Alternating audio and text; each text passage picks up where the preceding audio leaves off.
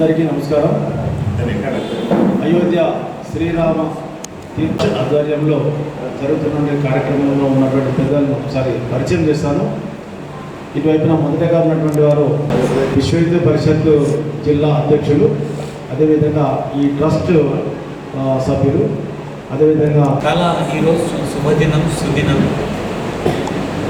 అయోధ్య నుండి వచ్చినటువంటి మన శ్రీరాముల వారి అక్షతలు వితరణ చేసేటువంటి కార్యక్రమం గురించి మనకు సవివరంగా ప్రాణ ప్రతిష్ట అని మనకు సుబ్రహ్మణ్యం గారు చెప్తారు. అయితే కొద్దిగా మనము ఈ ఆలయ యొక్క విశిష్టత ఏంటి అనేది రెండు మాటల్లో నేను చెప్తాను.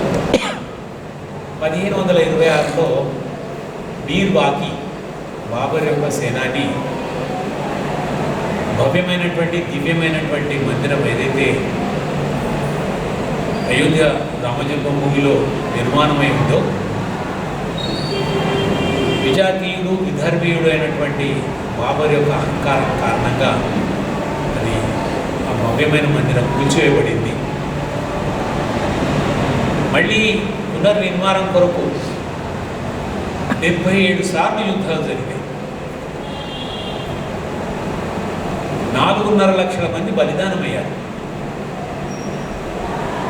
బాజీరావు పీష్వా, ఛత్రపతి శివాజీ, అహల్యాబాయి హోల్కర్, గురు గోవింద్ సింగ్, అనేక మంది ఈ మళ్ళీ అక్కడ భవ్యమైన రామ మందిర నిర్మాణం కొరకు అనేక ప్రయత్నాలు చేశారు, కానీ సఫలం కాలేదు.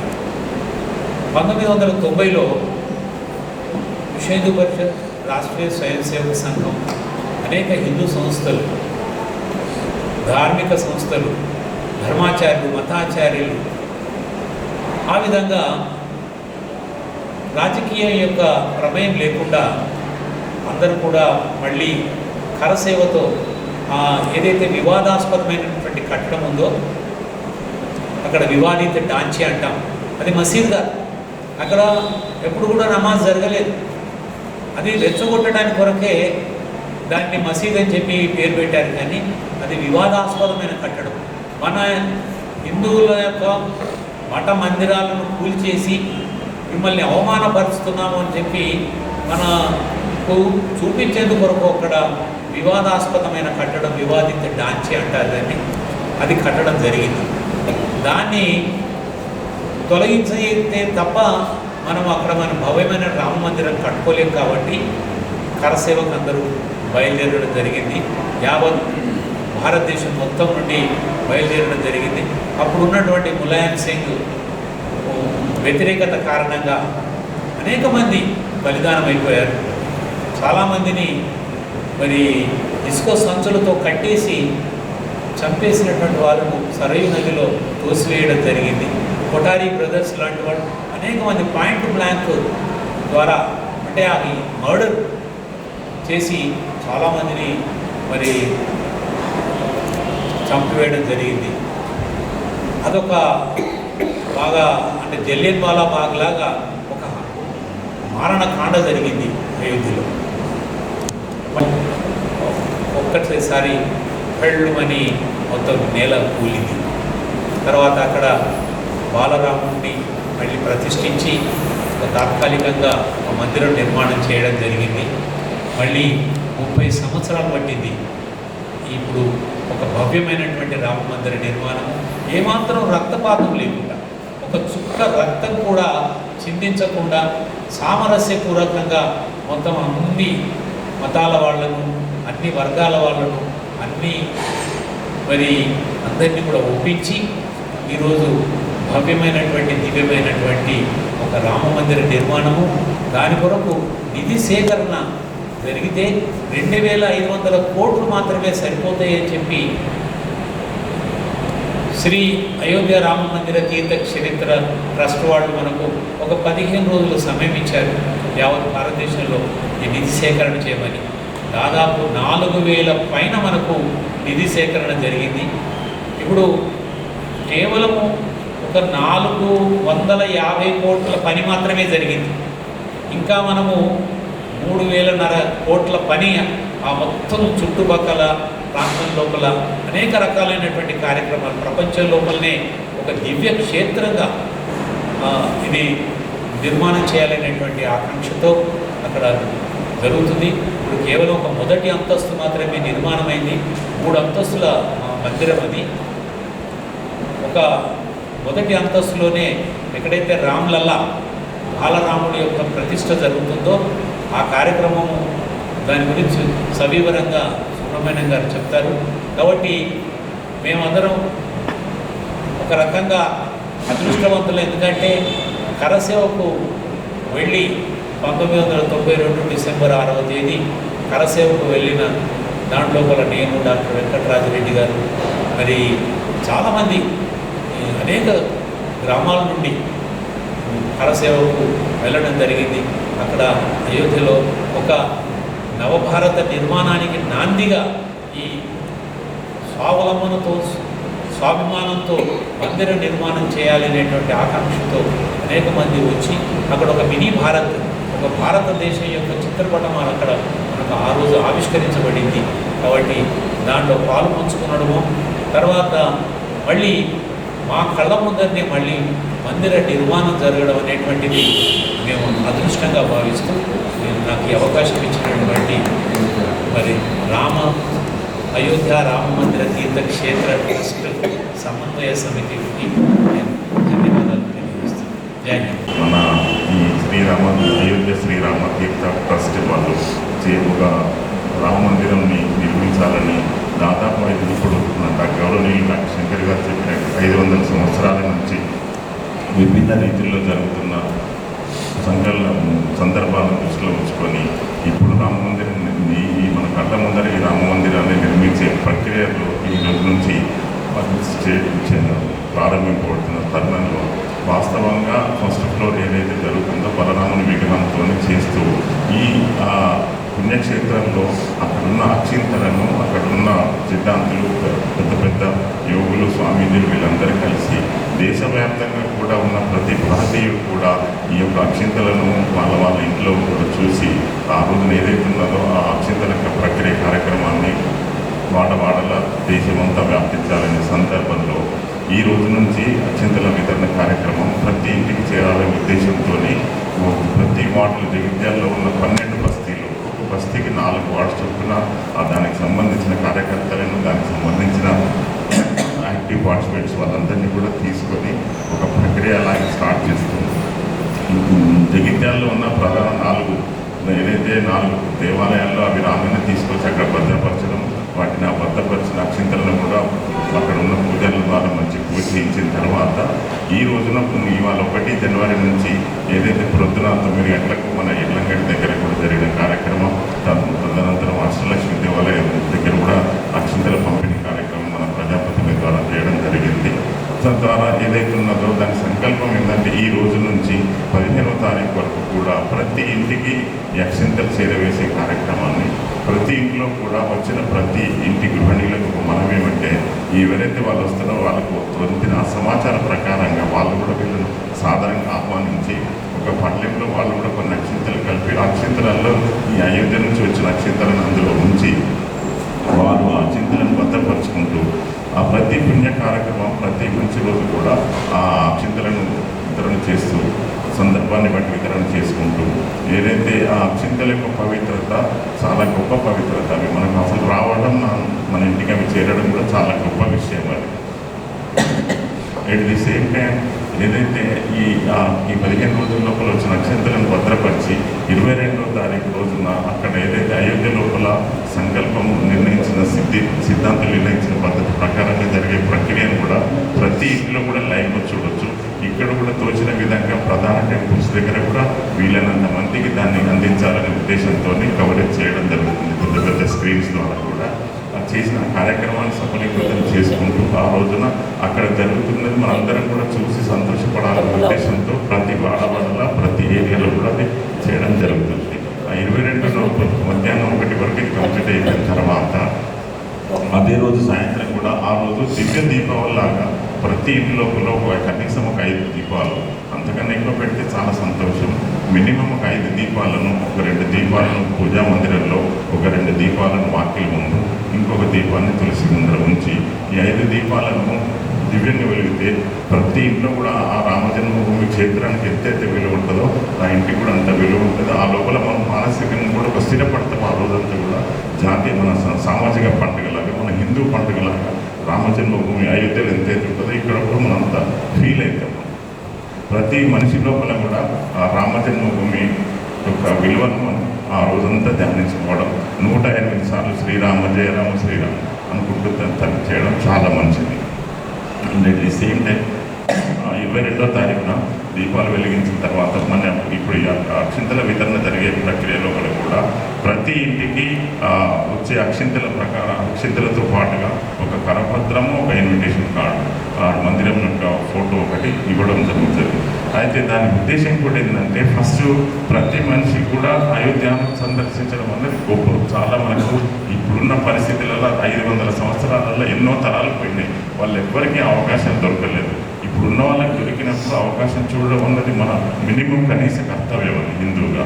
కనుక ఈ 22 వరకు ఏదైతే అయిపోయిన తర్వాత కొంచెం అక్కడ జనం పలచబడిన తర్వాత ఆలయం రెగ్యులర్ అయిపోయి వారం రోజులు 10 రోజులు ఒక టైం తీసుకున్న తర్వాత ప్రతి పౌరుడు కూడా అయోధ్యకు పోవడానికి కొరకు మనం స్థిరపడే అవకాశం మనకు వస్తుంది తప్పకుండా. అక్కడికి పోయే కన్నా ముందు అది చదువుకొని పోయినాం అనుకోండి, మన లోపల ఇంకా చదువుకొని పోతే కనుక అక్కడికి పోయిన తర్వాత ఇంకా దాని విశిష్టతకు మనం మన మానసికంగా ఎక్కువ జీర్ణించుకోగలుగుతాం. సో ఆ పాంప్లెట్స్ కూడా దాని ఉన్న చరిత్రను కూడా మనం చదివి మందిరం యొక్క ఆహ్వానాన్ని కూడా మనం స్వీకరించి అక్షింతలను కూడా మనం రెగ్యులర్గా మనం మంచిగా పుట్టినరోజులప్పుడు కానీ పిల్లల కార్యక్రమాలప్పుడు కానీ మంచి పూజా కార్యక్రమాల్లో కూడా అక్షింతలు వినియోగించుకొని వాటిని సఫలీకృతం చేయాలని ఆశ. అండ్ ప్రతి వ్యక్తికి కూడా 22 తర్వాత కొంచెం జనపరచబడిన తర్వాత అయోధ్యకు విజిట్ చేసి హిందూగా జీవించు, హిందూగా గర్వించు, రామాలయాన్ని చూడడానికి కొరకు వచ్చిన అవకాశాన్ని సద్వినియోగం పరచుకోవాలని ఆశిస్తూ నాకు ఈ అవకాశాలు అందరికీ నమస్కారాలు. అందరినీ కూడా మీరు చేసే కార్యక్రమంలో మమ్మల్ని కూడా పుణ్య అతిథులుగా కొంత మాకు కూడా అదృష్టం కలిగే విధంగా మీరు మమ్మల్ని తీసుకెళ్తున్నారు. మీ అందరికీ నేను పేరు పేరున కృతజ్ఞతలు తెలుపుతూ ఈరోజు ఈ అక్షంతర కార్యక్రమం ఏదైతే ప్రారంభించినారో ఇవాళ ఈరోజు ఎట్టంగడి రామాలయం దేవాలయం నుంచి మన అభియాంజనేయ సేవ సమితి పక్షాన యుగ పురుషోత్తం గారు నిన్ను తెలిపినారు.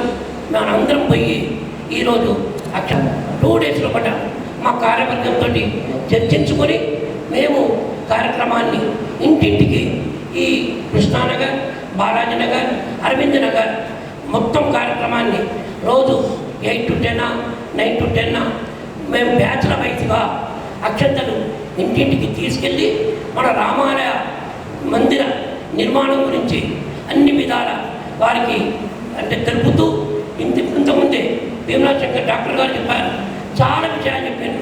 నిజంగా మాకు కూడా అంటే ఎన్నో విషయాలు తెలియదు. 5 సంవత్సరాల నుంచి కరసేవ జరిగింది. మాకు ఇప్పుడు 72 దాటి 73 సంవత్సరాలు వచ్చిన ఈరోజు నేను మీరు చెప్పిన దాంట్లో ఎన్నో విషయాలు తెలుసుకొని నిజంగా ధన్యుని. అంటే మేము తెలుసుకోకపోవడం కూడా మాది కూడా కొత్తది.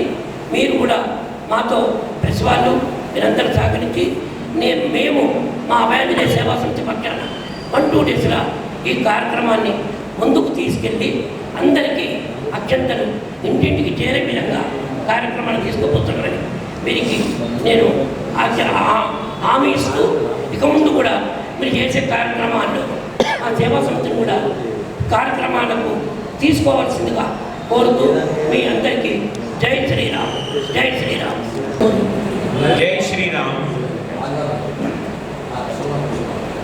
మనకు అయోధ్య నుండి మరి శ్రీరాముల వారిని అభిషేకించినటువంటి పూజించినటువంటి అక్షితలు, ఆ పవిత్రమైనటువంటి అక్షితలు అయోధ్య నుండి భాగ్యనగర్కు, భాగ్యనగర్ నుండి జగిత్యాలకు రావడం జరిగింది. ఇది జనవరి 1వ తేదీ నుండి 15వ తేదీ వరకు ఈ మొత్తము జిల్లా వ్యాప్తంగా మనం వితరణ చేసేందుకు వరకు ఒక సమన్వయ సమితి తయారైంది. ఆ సమన్వయ సమితి ఆధారంగా ప్రతి మండలానికి ఇప్పటికే చేరుకున్నాయి. మండలం నుంచి వెళ్ళి అన్ని గ్రామాలు, మండలంలో ఉన్నటువంటి అన్ని గ్రామాలు, ఆ విధంగా మొత్తము జగిత్యాల్లో ఉన్నటువంటి 347 గ్రామాలు చేరవేయడానికి కొరకు మొత్తం యోజన జరిగింది. ఈ జనవరి 1 నుండి ఈ రోజు నుండి ప్రారంభమైంది. ఉదయం రామాలయంలో, ఇక్కడ అభయాంజనేయ స్వామి దేవాలయంలో, అష్టలక్ష్మి టెంపుల్లో అన్ని చోట్ల ప్రారంభమైంది. ఈ జగిత్యాల నగరంలో ఇంత క్రితం చెప్పినట్టుగా అన్ని వార్డులలో 4 మండలాలు మొత్తం 48 వార్డులకు చేరే విధంగా కొంత యోజన జరిగింది. జట్టులు నిర్మాణమై అందరూ ప్రతి గడప గడపకు శ్రీరాముల వారి అయోధ్య నుండి వచ్చినటువంటి అక్షంతలు, పవిత్ర అక్షంతలు పంచడం జరుగుతుంది. కాబట్టి మాతలు సూచన ముద్దలు ఇచ్చిన తర్వాత దాన్ని అనుసరించి ఒక పల్లెంలో మీరు ఇదివరకే కలుపుకున్నటువంటి కొన్ని అక్షింతలు పట్టుకొస్తే ఈ అక్షింతలు రాముల వారి అయోధ్య నుండి వచ్చినటువంటి అక్షింతలు దాంట్లో ఆ పల్లెంలో ఉంచడం జరుగుతుంది, పల్లెంలో పెట్టడం జరుగుతుంది. తర్వాత మీరు మంగళహారతితోనే మీరు ఎదుర్కొంటే ఇంకా చాలా సంతోషము. రామ కీర్తనతోని మరి అనేక రకాలైనటువంటి వాయిద్యాలతో వస్తున్నటువంటి ఈ రామ భక్తులందరినీ మీరు ఆహ్వానించి స్వాగతం పలికి మీరు అక్షితలు స్వీకరించాలని మనం అందరినీ కూడా ప్రాధేయపడడం అంటే ప్రార్థించడం జరుగుతున్నది. తర్వాత ఈ అక్షింతలతో పాటు ఒక శ్రీరామ మందిరం యొక్క మందిర చిత్రపటము, తర్వాత ఒక మందిర విశేషాలు ప్లస్ ఒక ఆహ్వానం, మందిరాన్ని దర్శించుకునేందుకు వరకు ఒక ఆహ్వానము. రద్దీ ఉంటుంది కాబట్టి మనం వీలు ప్రకారము కొంత రద్దీ తగ్గిన తర్వాత మనందరం కూడా తప్పకుండా వెళ్ళి మనము ఆ రామ్లల్లాను మనం దర్శించుకోవాల్సినటువంటి ఆవశ్యకత ఉందని చెప్పి ఈ వితరణ కార్యక్రమం లోపల, ఈ జనజాగరణ కార్యక్రమంలో అందరికీ వివరించడం జరుగుతుంది. ప్రాణ ప్రతిష్ఠ 22వ తేదీ చాలా బ్రహ్మాండంగా జరుగుతున్నది. ప్రాణ ప్రతిష్ఠ ప్రపంచ దేశాల్లో అన్నీ కూడా వీక్షించేటటువంటి శుభతరుణము.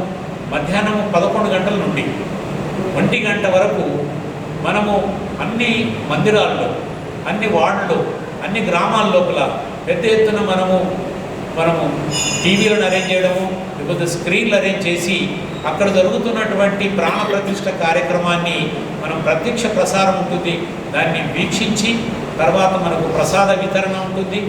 కొన్ని గ్రామాల్లో అయితే భోజనం కూడా అరేంజ్ చేస్తున్నారు. కాబట్టి ప్రసాదం పంచడం జరుగుతుంది. దాన్ని స్వీకరించి మనం ఇళ్లలోకి వెళ్తాము. సాయంత్రం పూట మాత్రము మనకి ఇచ్చిన సూచన ప్రకారము ఇంతకు చెప్పినట్టుగా 5 దీపాలు, 2 దీపాలు పూజ గదిలో, 2 దీపాలు వాకి ముందర గడప పక్కన, తర్వాత ఒక దీపమేమో తులసి కోట దగ్గర మనం కనీసం 5 దీపాలను ఆ రోజు సాయంత్రం వెలిగించి మనము ఒక దివ్యమైనటువంటి దీపావళి అనుభూతిని మనం పొందాల్సినటువంటి ఆవశ్యకత ఉంది. ఎందుకంటే 500 సంవత్సరాల యొక్క కలంకిత వివాదాస్పద కట్టడాన్ని తొలగించి భవ్యమైనటువంటి రామ మందిర నిర్మాణం చేసుకుంటున్నాం. కాబట్టి మరి ఇటువంటి శుభవేళ మనం తప్పకుండా దీపావళి మనాయంగి, దీపావళి జరుపుకోవాలని చెప్పి మరి ఆ రోజు విద్యుత్ దీపాల అలంకరణ కానీ ఇంకా రకరకాలైనటువంటి పటాసులు పేల్చడం, ఆ విధంగా మనము చాలా ఒక శోభాయమానంగా ఈ పండగ సందర్భంగా మనము అందరూ జరుపుకోవాలని చెప్పి నేను మరొకసారి ఈ సమన్వయ సమితి, జిల్లా సమన్వయ సమితి పక్షాన నేను అందరినీ ప్రార్థించడం జరుగుతుంది. ఈ సందేశాన్ని మరి పాత్రికేయ మిత్రులు, ఎలక్ట్రానిక్ అండ్ ప్రింట్ మీడియా మిత్రులు అందరూ కూడా ఈ జిల్లా వ్యాప్తంగా జగిత్యాల పరిసర ప్రాంతాలు మరి ఈరోజు మొత్తం ప్రపంచ దేశాలకు కూడా ఈ సందేశం వెళ్తుంది. కాబట్టి అందరూ కూడా గమనించాలని చెప్పి నేను కోరుతూ ముగిస్తాను. జై హింద్, జై భారత్, జై శ్రీరామ్.